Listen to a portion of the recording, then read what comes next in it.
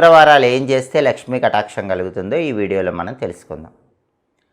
శ్రావణ మాసంలో లక్ష్మీదేవి అనుగ్రహం సంపూర్ణంగా కలగాలంటే ఇంట్లో దీపం పెట్టాక ఒక శ్లోకం ఇంటి యజమాని కానీ యజమానురాలు కానీ చదువుకోవాలి.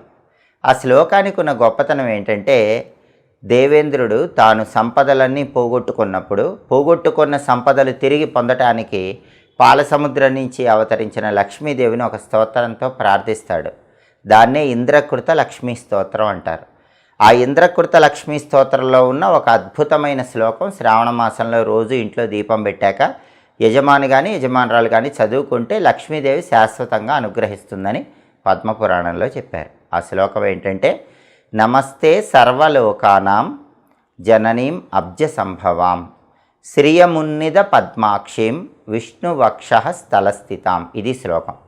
ఈ శ్లోకంలో ఉన్న అర్థం ఏంటంటే, నమస్తే సర్వలోకా